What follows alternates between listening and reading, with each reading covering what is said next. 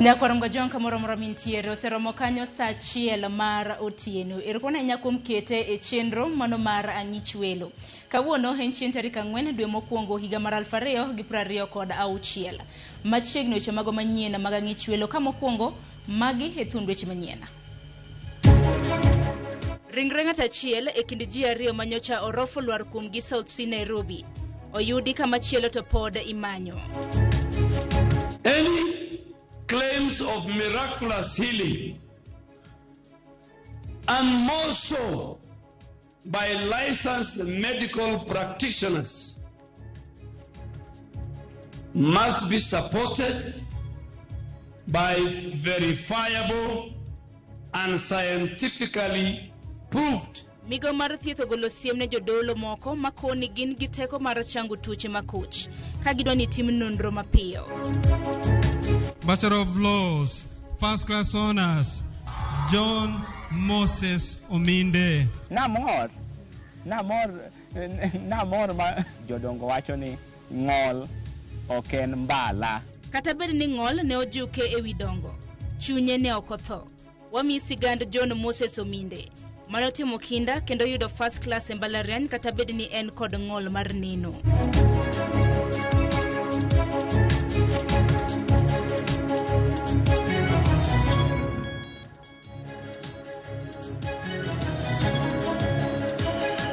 Nyakwarongo jonko pogre gi wang jowi nyalo yudo chenro makamage achiel kachiel e mbui magwa mag oganda. Wabiro ne achiel kachiel e mbui mar Facebook, wantiere YouTube, X kanyakla kod Citizen Digital. Bed koro nyaka giko. Nyinga Sharon Ong'ao, jal makonyona loko wach nyinge Wilson Ochuka. Kwachake ni duol mochung' ne weche mag thieth KMPDC ochako timo nonro e wi jodolo moko masani medo sieko ni gin kod teko mar chango tuoche matama. Ka jatend migawo mar thieth Aden Duale koro koni thieth mag tuoche nyaka tim e yo ma chik opuodho kendo miyo KMPDC chik mondo otim nonro mapiyo. E ote manochwal ne ute fwambo, duol mar KMPDC wacho ni weche duto motenre kod thiedho tuoche nyaka sir kod ranyisi mar lony mar science, nonro malong'o kendo ma opuodhe. KMPDU ng'iyo weche moko ni jomoko ni kod teko mar chango tuoche makoch kaka ayaki kod kansa e kinde galamoro mar alam manyocha timore gwenge mag Menengai e kaunti ma Nakuru. Kaluwore gi KMPDC, kata doko ni bedo kod yie en gima owinjore e kind jokristo.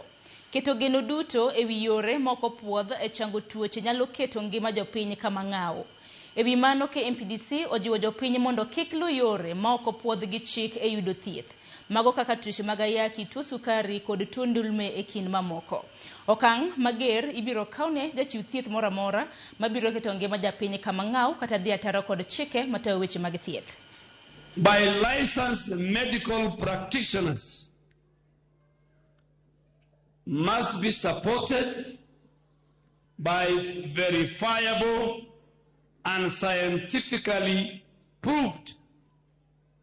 If you cannot do that, and you are a medical practitioner, and you go and speak in a crusade, and you talk about miraculous healing, we have directed the regulator, Kenya Medical Practitioners and Dentists Council, to do a thorough investigation on those medical practitioners.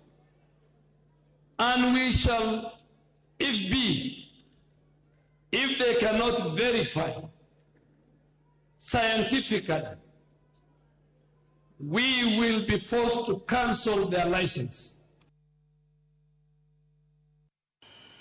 Kopogre gi Nyakwarongo jwang' bang' migawo mar somo lando ni omenda maromo siling bilion 44.2 osechwal ni skunde ne siro somo e chak higani. Jokanyo mag riwruok jopuonj nyiso paro mopogore e wi omenda no. Jagoro maduong' mar NAT Bade Manyanza David Obuon puoyo okang' ma sirikal okawo mar chwalo omenda go e sama chon ka okoni mano dhi kelo yot e dhiro chenro mag somo maonge chochni mayande neno e kind thuolo mokalo. E kinde manojiwo jonyuol mondo ket mijing'o kotenre kod somo mag nyithindgi. Jagoro maduong' mar Kupet Bade Manyanza Zablon Awange to yango ni pod ok ging'e ler e wi omenda go kaluwore ni sirikal okoyango kama bende omenda go ka bende osechwali sikunde mano kamoting'o nyaka mago man nego bedni ni chwalo higa mokalo. Awange okwayo sirikal mondo ket ler ewi omenda go mondo ogeng' pek moramora ma jopuonj kod jonyuol nyalo biro godo.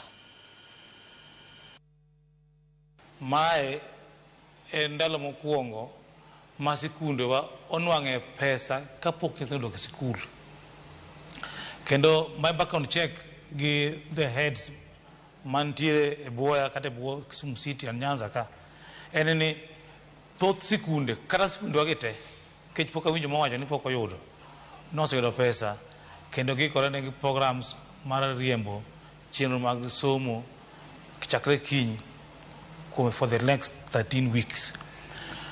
Ma wade mondo bed gi geno ne kwadhi mbele kacha to data miyo sirikal oseketo under KEMIS ni biro konyo riembo chenro mag sikunde in terms of capitation to schools, in terms of transiting data from one level of learning to the next level. Wagoyo pak ni ka pesa nosedonjo to kara gitimo maber. Kata kamano principunde pok oneno pesa no account. Sirikal normally wacho ga ni gise release pesa to pesa no okine e account. Wabiro mana wuoyo kwa neno ka pesa no donje account. To ka giyoro pesa no chon to gibiro bet ka gikonyo principunde nikech wan gimiluongo ni transition. Jo grade 10 mane former form 2 university ko JSS sani koro dhi donje e senior secondary school. Kae dware ni principunde obed gi pesa kata omuom moromo mondo ket chenro kata structures maber mar rwako nyithindo gi. Ne koronga jonge sechegi makore timo ikruok mar yawo skunde kiny chieng' wuok tich, jonyuol mathoth mane ochopo e dukni mag nyiewo mwandu ma jopuonjre dwaro ywago nengo mwandu go magikoni sani oidho malo. E gweng' ma Likoni e kaunti ma Mombasa, jonyuol mathoth mane ochopo e dukni mag uso mago mag wuoche ne oywago bei magikoni oidho. Kata kamano wek dukni go bende okoni okang' mar chwalo nengo en kaluwore gi ng'awruok mano mar nengo gigo eka bende osebed ka iloso godo wuoche makamago.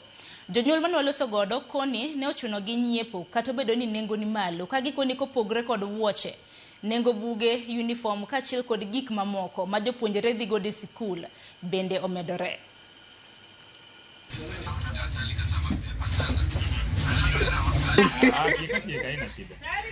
Last week batwa na nyiewo wuor ka bei man piny.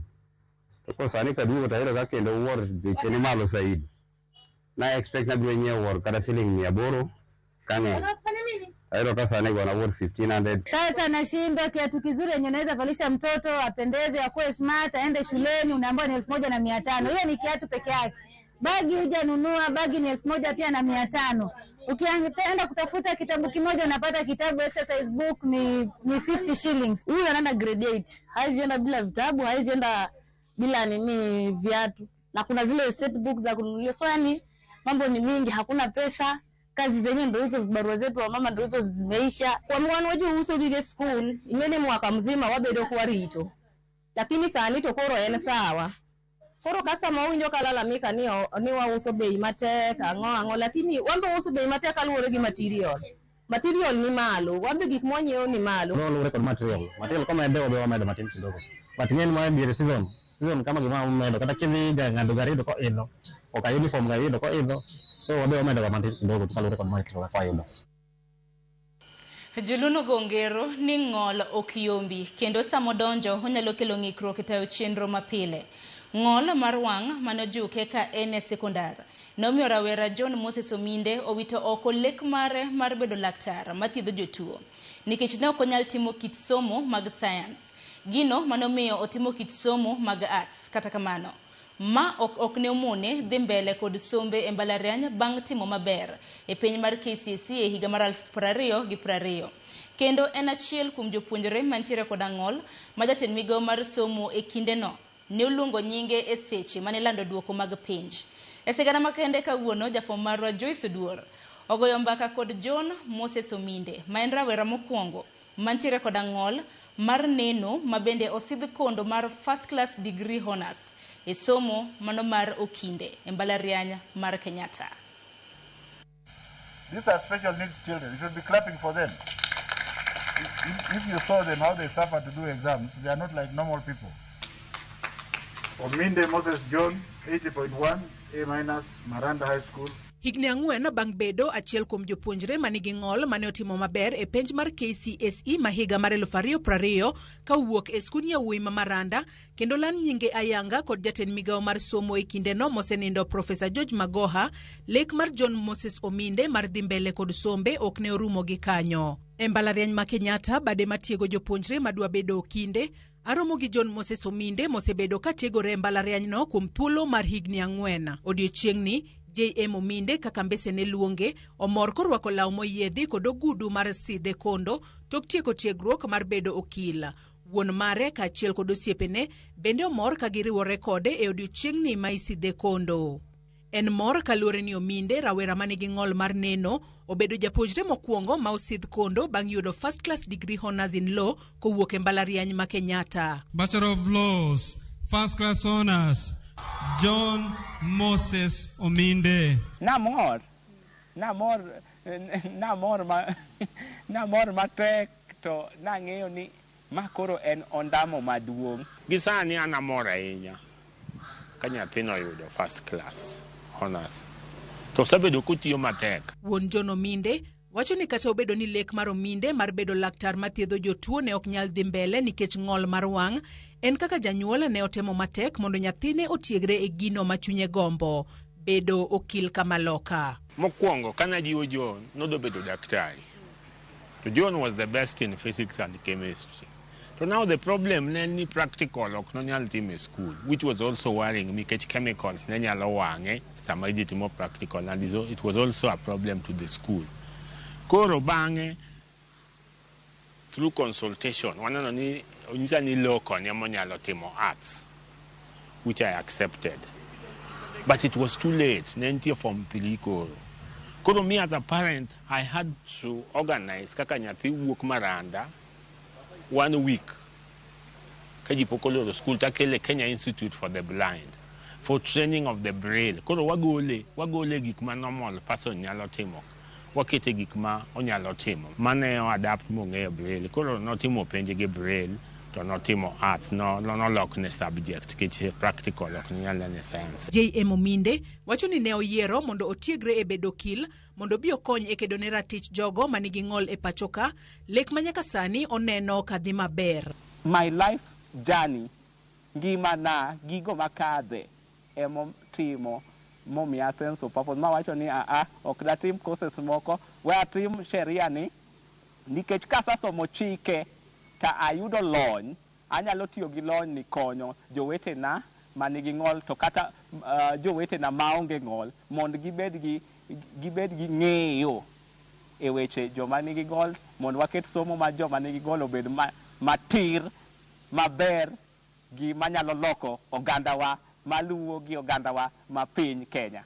To wuoth mar bedo okil e mbalariany ma Kenyatta osebedo nade? John lero. Iyudo ni buge ka dhi e library, wan gi library maber ka nigi buge malawo 1,000, lakini ok anyal neno buge go nikech an gi ng'ol ma wang'. Koro buge gi nego bed inaccessible format.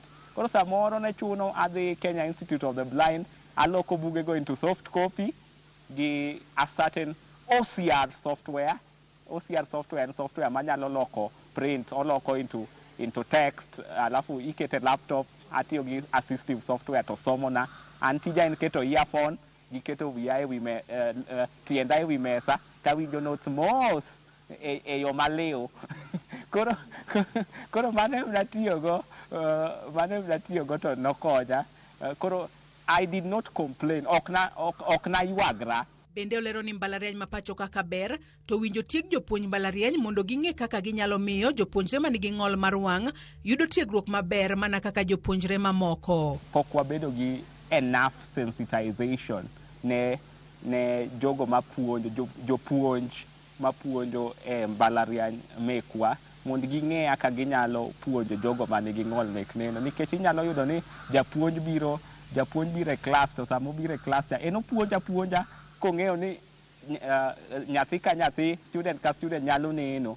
Koro samo project, wan gi gimiluongo ni slides, to wan gi gimiluongo ni projector, akia loko gi dholuo.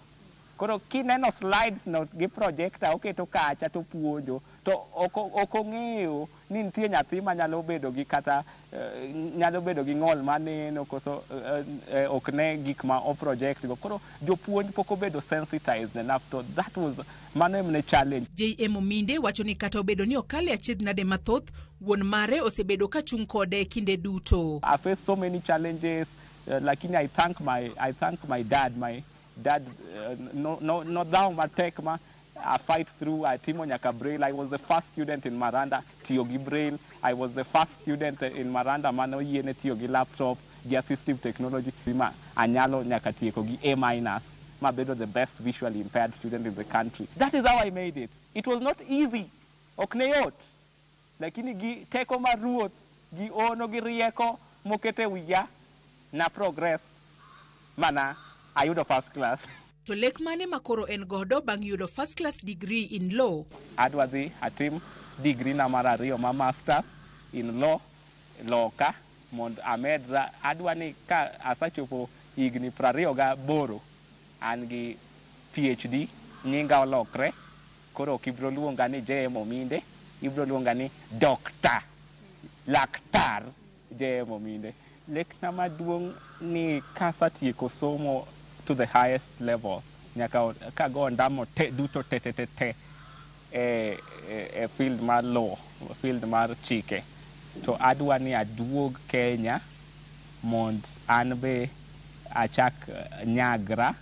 Abro chako my own practice bedo okil kamaloka, abro ya ofisa mar okil kamaloka, to be adwa na donj into leadership and governance. JM Ominde kachiel kod wuon mare ojiwo jonyuol manitiere kod nyithindo manigi ng'ol mondo kik pand nyithindogo. There is the National Council of Persons with Disability ma ndiko jogo manigi disability. Nyathini e hospital otimne assessment, donje CMB, e-Citizen Disability Registration, register so that nyathini is recognized by the government as nyathi manigi ng'ol. Legal, that is legal disability koro. Ter nyathini e school mondo oyud konyruok. Nitie skunde ma specialized kata normal schools ma accommodate persons with disabilities. Jonyuol man gi nyithindo man gi ng'ol ni kik girengi giwe nyithindo. Beda kodgi. Just support them. Gimanyiso gi support but not sympathize. Support gi. Mane kaka sawuotho gi nyathini nyaka sani makoro yudo first class honors. Jakinda ema keyo kendo ng'ol ok en mbala. John Moses Ominde en ranyisi ni ng'ata nyalo jiwore owuon mondo ober ngimane makinya. Obed ng'ama nigi ng'ola kata ng'ama onge ng'ol. Adwa tieko gi one Luo quote ni jodongo wacho ni ng'ol ok en mbala. Joyce Oduor, Ramogi TV, Nairobi.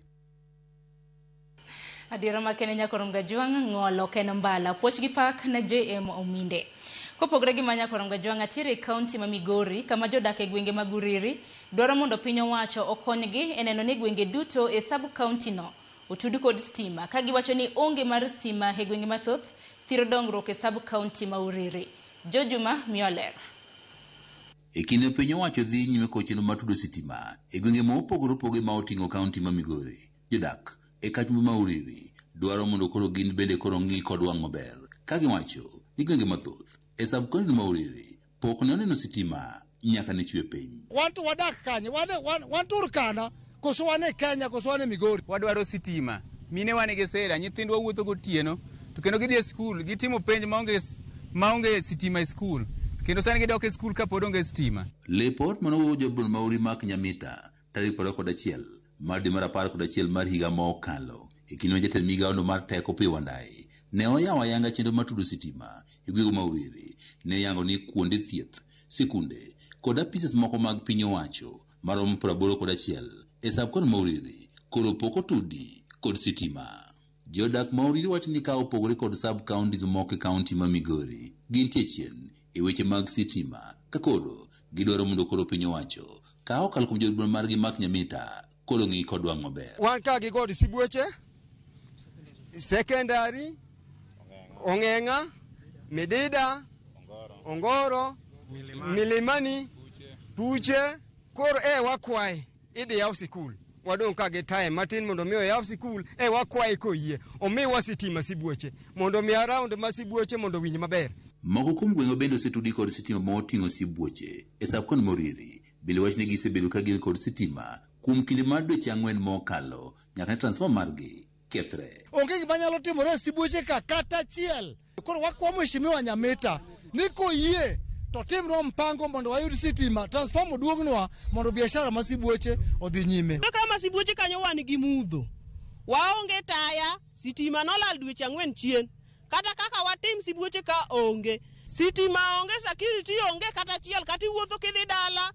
Wajambasi oromo wayo kwa dhi dala kiwuok chiro kidhi to sitima be onge. Saa 12 iseloro gige ni dhi dala ni. Ne wakaw mheshimiwa Makogola Nyamita mane wamiyo komar mar mbunge Mauriri. Ere kaka odwa konyo jo West Kanyamkago. Wakwaye koyie okonye mine majaswekra plus joma bende odakie isibuoche maloke isibuoche. Giwani onge masitima osiro chenro magi mathoth ma oting'o somo sikunde, ohala kaachiel kod weche arita. Amrerwa mar osiptal sibuoche. Watero mine kanyo, ndara mokwongo onge. Wachandore. Mar ariyo kwa dhi osiptal, waonge kata sitima. Mwanyalo tiyo godo. Chuni ni ang' niti gi toji. Dakteche masibuoche wathagore, Nyamredni be thagore, wathagore kabisa. Omiyo ok wawinj maber. George Juma, Ramogi TV, Migori. Korongo jongi sigande George Juma bende odoro kogodo yo mokwongo dakika 20 tok saa 1 mamidhiambo. Pan nyalo oronwa ote lai mago machok karade ka uchiela nono. Akaw yo matin haduogi mathoth kik dhi mabora.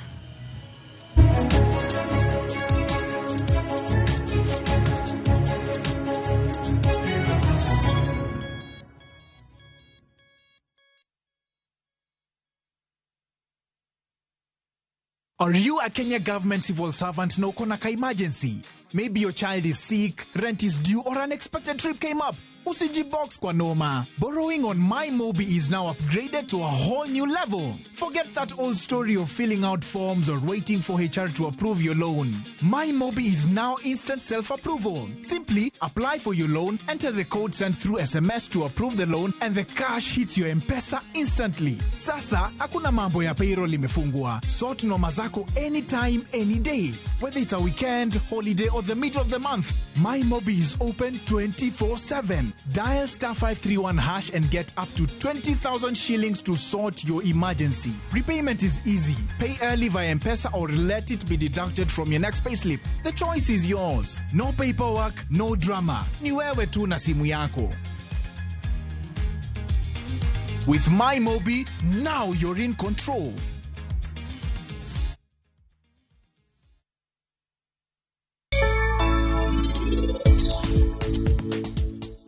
Ketwangi kuom parino, kaka eno ling na nasechako chich kode.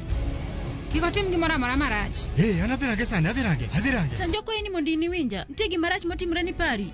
Ang'o? En ang'o marach gi pari? Ang'o matimre? Anakia kata gima ang'eyo gimora achiel, ni ntie ng'ama otwe kamoro. Chungane kanyo.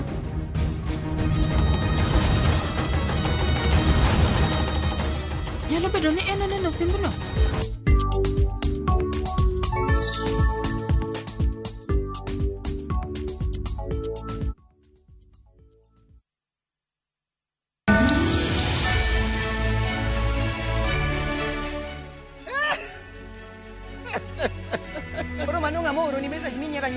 Message modo kama lomba. Okimia some anbe lomba. Kilo so message na.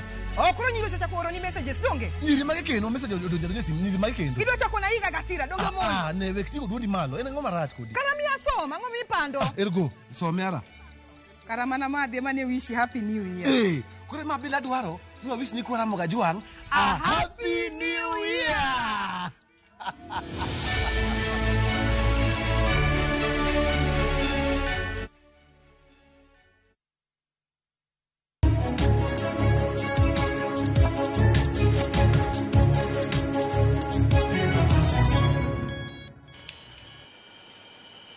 Na korongo jong dakika 23 tok saa 1 mamidhiambo machiegni wadhi nyime gi weche manyien mag ratila.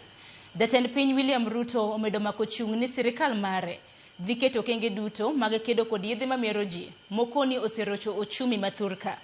Ruto wacho magi West Pokot ka jatend DCP Rigathi Gachagua mana nitiere Kiambu to onyiero singo William Ruto marakore kod kuong machiko kopuodho kod yedhe mamero ji e pacho kae. Kawacho ni Ruto wuon ema norocho lweny mar kedo gi yedhe mamero ji e kinde mana gitiyo kanyakla. Gachagua obogo mar pedho maleng'leng' mag Ruto pono dhi nyime kod tudo jatend piny Kenya machon Uhuru Kenyatta kod lweny madhi nyime e duond bura mar ODM. Chris Awino nigi ler mathoth. A silent but deadly crisis confronting our nation today. Alcohol and drug abuse. Ndalo manok bang' jatend piny William Ruto nyiso chung' mare mar kedo kod yedhe mamero ji e pacho kae e kinde twak mare mar giko higa mokalo. E nyasi mar alame kanisa mar AIPCA kaunti ma Kiambu, Gachagua owacho ni onge adiera moro amora e wi singo mar Ruto mar kedo kod yedhe mamero ji e pacho kae nikech Ruto owuon emane orocho chenro makamano e kinde mane ichwale kod apisi mare. Nikiwa ofisi kama deputy president nilipigana na pombe nikamaliza, kweli ama uongo? And that program was very simple.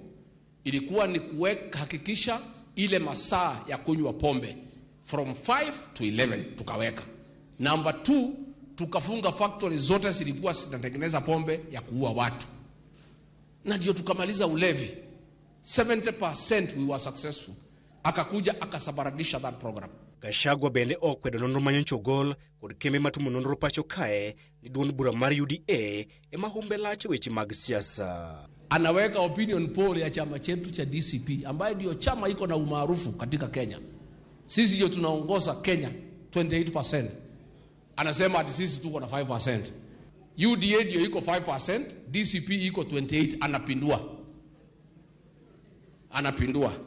Nataka kuambia watu wetu, those are fake opinion polls. Mimi nitakubali kuwa patron ya ile team imeungana. Musigawanyike. Na chama ni UDA. Ama mnasemaje nyinyi watu ya West Pokot? Ati chama ni gani? Ati chama ni gani? E korka kore, Ruto onyiso kweth mobalo kod sirikal mondo omany agenda maginyalo uso ni jopiny kar siko wacho ni Ruto nyaka dhi dala. Mimi nataka niwaambie wale majamaa, there is a shortage of fools in Kenya. You cannot fool us. Hamwezi kutuambia ya kwamba Kasongo one time must go nini ati alafu mpate. No. Hiyo ni ukora, hiyo ni utapeli. Tafuteni wajinga ya kuuzia hiyo maneno. Watu wa Elgeyo Marakwet hii, watu ya Kerio Valley wanataka kujua amani imewasumbua miaka yote hii wamepata, wanataka kujua itasongesha hawa mbele namna gani. Kaoloso ikine nyasi mar alame county ma West Pokot, Ruto odhinyime kod godebe ne lek mare mar keto piny Kenya ikind pinje ma osedongore. E komachielo, Gachagua obogo mar keto chilo mag Ruto e lela, poni kweth mare odhinyime kod sayo jatend piny machon Uhuru Kenyatta kod gwandruok ma okwako ODM. Hakuna mtu nitakubali amharibie Uhuru Kenyatta sifa yake. I will not allow it. I have a responsibility. Uhuru is retired, apumzike, but tunataka aheshimiwe. Amekuachia nchi, ulikuwa unatuambia Uhuru ni mlevi ndio ameharibu Kenya. Amekuachia mwaka 3 umeharibu. Sasa wanatafuta watoto wadogo watukane Rais Uhuru Kenyatta. Give Uhuru Kenyatta a break. And Uhuru Kenyatta has a right, constitutional right, to associate with whoever he wants because he's a Kenyan. Chris Owino, Ramogi TV. Kopogore gi mano, ji aboro kuom abiriyo manotho e masira mar apaya manotimore kar saa 4 otieno mana piny Rugodo odiechieng' manyoro. E wang' apaya maduong' ma Nairobi kochomo Mombasa oyangi kod anyuola mage. Anyuola makamago osechako chenro mar daro ringrego ka gitero e ute kano ringre jomotho machiegni kodgi ka gigologi kar kano ringre ma Machakos level 5.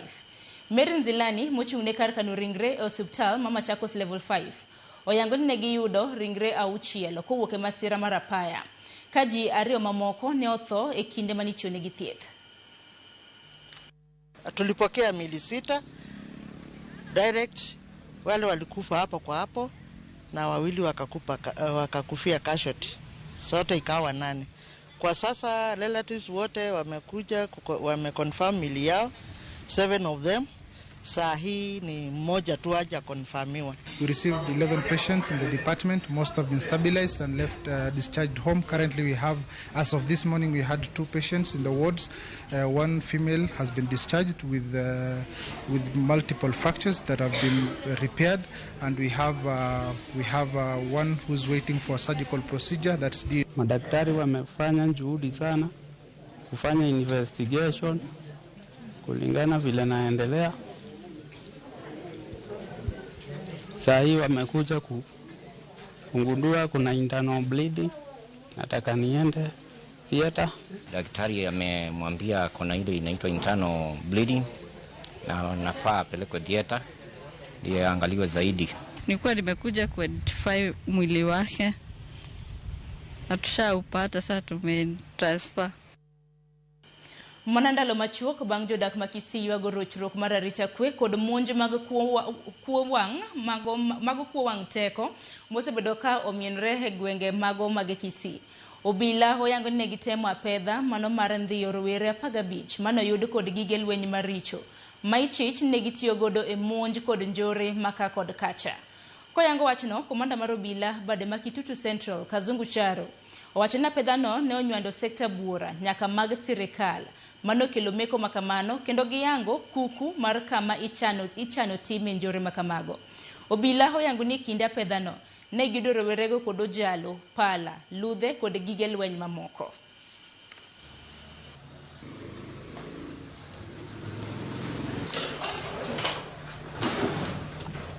Tumekuwa na cases kama za mugging, watu kushikwa kwa njia na kupokonywa masimu. Tumekuwa na cases kama assaults.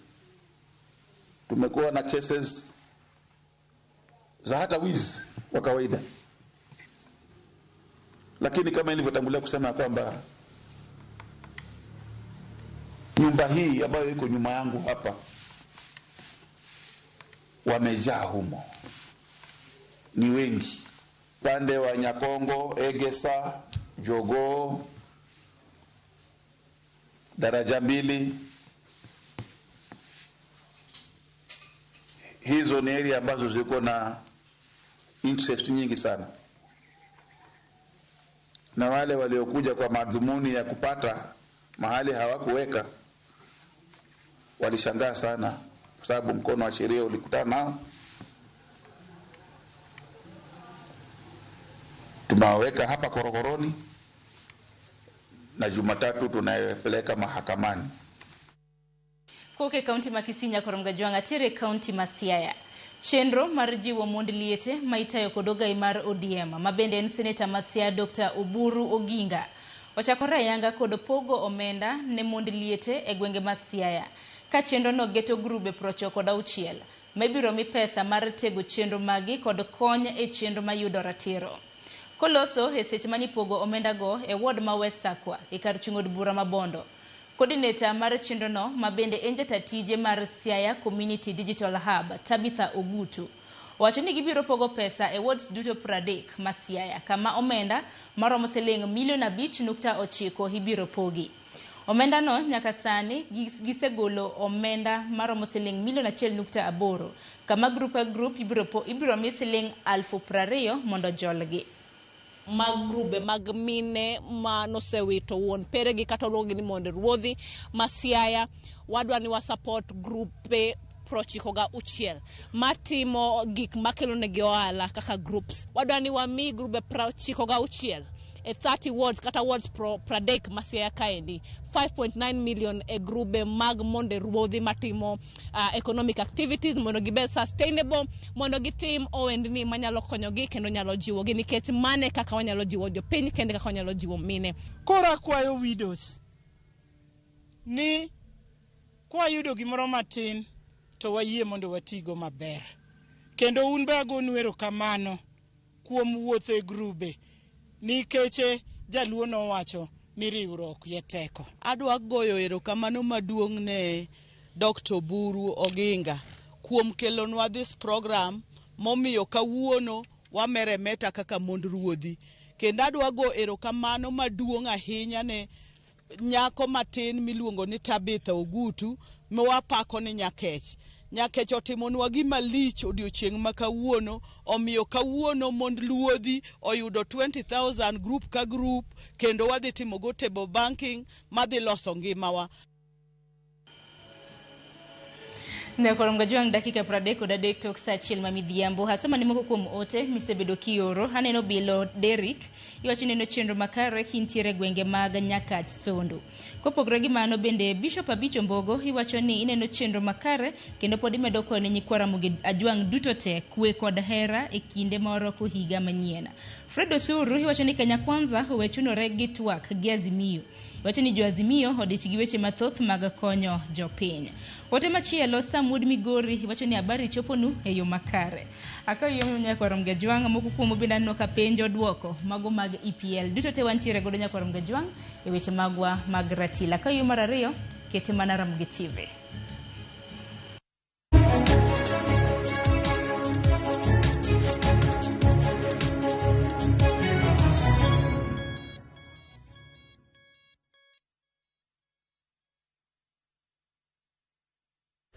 Tired of late rides and shady charges? Itisha Wigo. Now Wigo, you get more than just a ride. Unapata on-time pickups, gari safi na fresh every time. Ride V-Smart, ride V-Safe, now Wigo. Download the app now, ama SMS Wigo to 20425. Wigo, your trusted ride.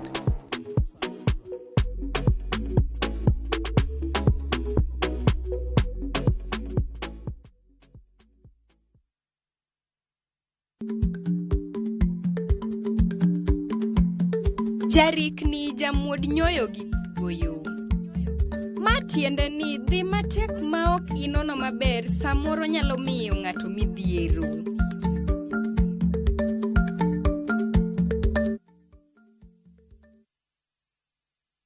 Lord, surround me with your angels and cover my home with your divine protection. Let no curse, no fear, and no deception enter my dwelling. Guard my mind with truth, my heart with peace, and my steps with victory. Lord, I ask you to cleanse me from all sin and break every generational curse, spoken word, and hidden assignment that tries to linger over me and my family. Lord, I trust in you. Dial *811 *404 hash to get My Protector as your skiza tune.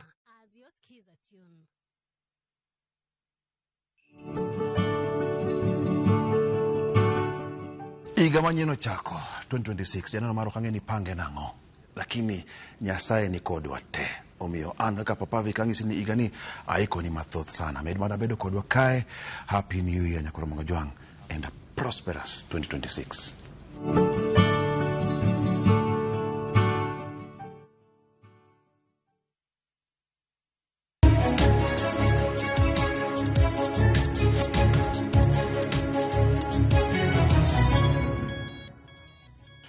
Nyakorom Gajwang' machiegni wadhi nyime kod ratila. Jomenyo gikone oyudo ringre ng'at achiel e kind ji ariyo mane od orofa urumbore kuomgi e kar dak ma South Sibure Nairobi ndalo ariyo mokalo. Sirkal oyango medo okaso menyo mano mar neno ni ng'at machielo mapok oyudi kaluwore kod masira no oyuda.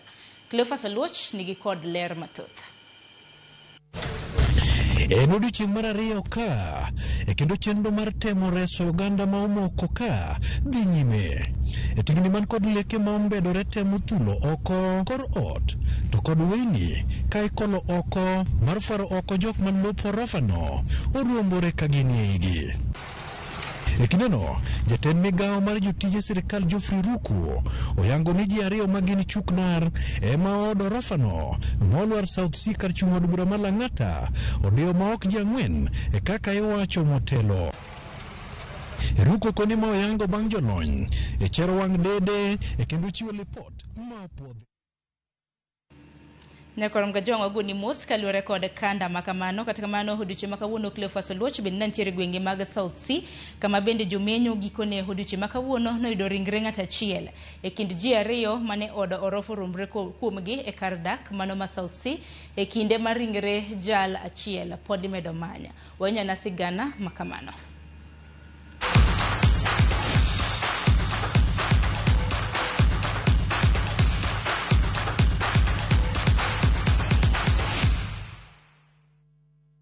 Nyakoronga Jwang wach makamano biro bedo kwa kelo ni weche manyien mago mag oimore. Kata kamano, e weche mag tuke, eni team mar Nairobi United odiochieng' makawuono noloyo Shabana FC gonde 3-1 e tugo mar KPL. Shabana noyudo gondgi e dakika mogik mar 91 kokalo e picha choma tielo mar 12. Komachielo, Kakamega Homeboys noloyo FC Leopards goal 1-0. Anaileta nani kwake Machaka. Waka!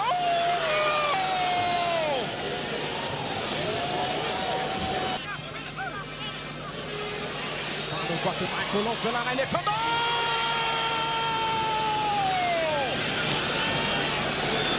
Yule! Watapeka ni njano, lakini roho umeipata my boys. Sasa na nafasi kucheka na nyangu kwa mara nyingine. Mchira. Mpira!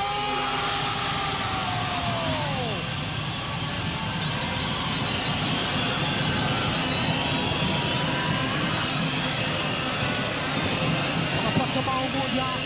Shabana anaitaka Machaka. Inapita kwake Danka.